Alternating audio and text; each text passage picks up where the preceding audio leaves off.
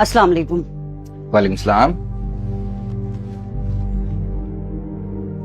जी बहन जी, क्या लेंगी आप? हमारे पास हर किस्म का सामान दस्तयाब है। भाई साहब, मैं कुछ खरीदने नहीं बल्कि ये डिनर सेट बेचने आई हूँ। क्या आप इसे खरीदेंगे?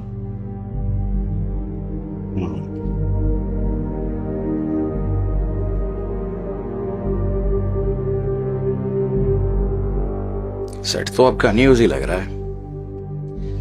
कितने पैसे लेंगी आप? भाई साहब, मैंने तो सारा बाजार घूम लिया, कोई भी मुझे इसका 8,000 से ज्यादा देने को तैयार ही नहीं है। जबकि ये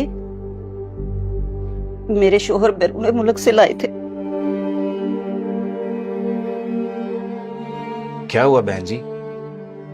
आप मुझे अपना भाई समझकर अपनी परेशानी बताएं।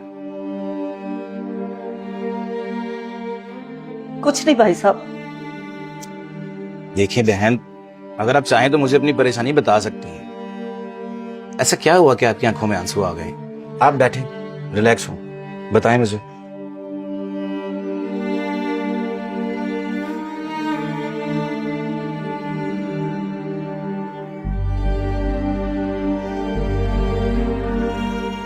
भाई साहब, मेरे शोहर का इंतकाल हुए 6 महीने हो गए। जिंदगी ने यूं बेबस कर दी है। बच्चों को रोटी खिलाने की खातिर घर का सामान बेचना पड़ रहा है।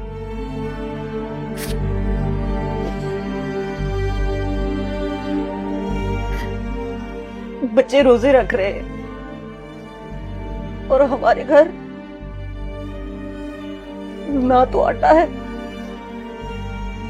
और ना कोई और खाने का राशन।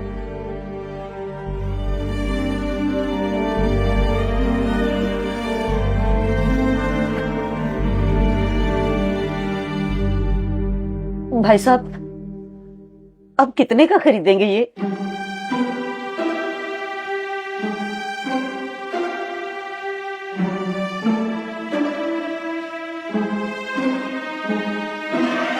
सेट तो आपका इंपोर्टेड ही है। ये पाकिस्तानी कम से कम 90,000 रुपए का तो है, लेकिन मैं आपको इसका सिर्फ 80,000 ही दे सकता हूं। क्या? आप मजाक तो नहीं कर रहे ना? आप सच में ये 80,000 का खरीदेंगे? अरे बहन जी, मैंने आपसे मजाक क्यों करना है? मैं आपको इसका 80,000 ही दे रहा हूं। ताहिर,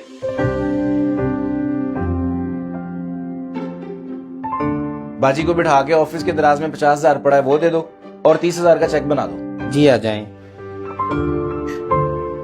अल्लाह तुम्हारा भला करे। ए अल्लाह के नेक फरिश्ते, तुम पे लाखों करोड़ों नेमतों का नज़ूल हो। अल्लाह तुम्हारी हर नेक ख्वाहिश पूरी करे। खुश रहो, सदा खुश रहो।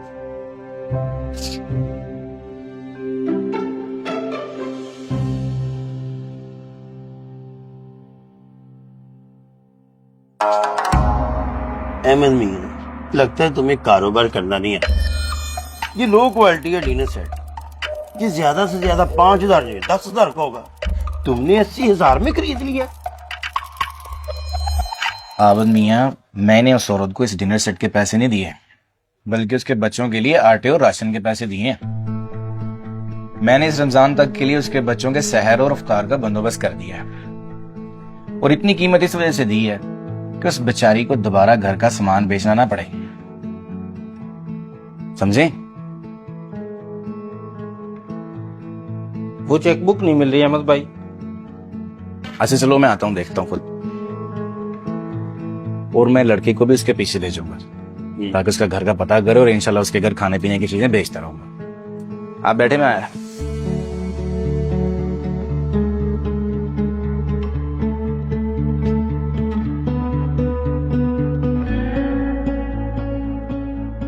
मैं तो सोच रहा था अल्लाह को राजी करने के लिए सिर्फ इत्काफ पे बैठना सजदों में रोना जरूरी है। मैं तो अल्लाह को कहीं और ही ढूंढ रहा था।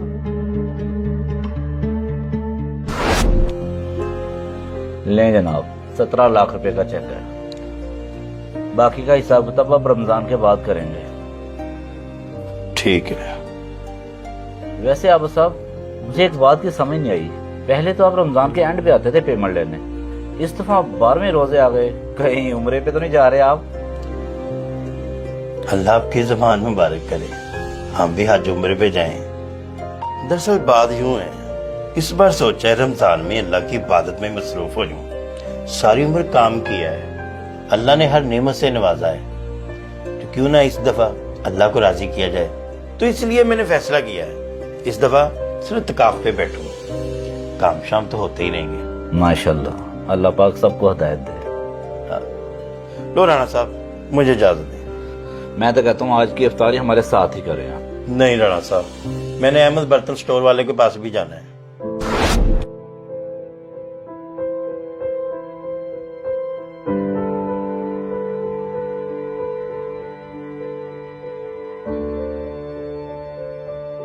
जनाब खैरियत है ना? किन सोचों में गुमसुम थे आप? अहमद भाई, तुमने मेरे दिल में इंसानियत की शमा जगा दी। आज न जाने पता नहीं क्यों तुम्हारे इस खूबसूरत अमल पे रश्क आ रहा है।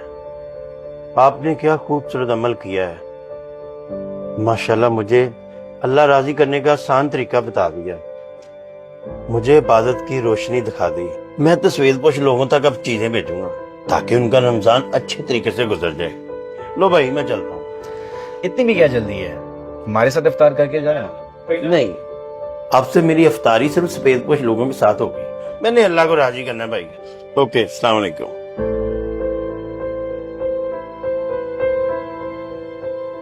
अल्लाह फरमाता है, सिर्फ चिल्ला कशी से, सजदों में रोने से, एतकाफ बैठने से मेरी ज़ियारत का शर्फ हासिल नहीं होगा, बल्कि साथ साथ मेरी मखलूक की खिदमत करो, गिरे हुओं को उठाओ, सफेद पोश लोगों और गरीबों की मदद करो, तब वो खुद चलकर तुम्हारे पास आएगा।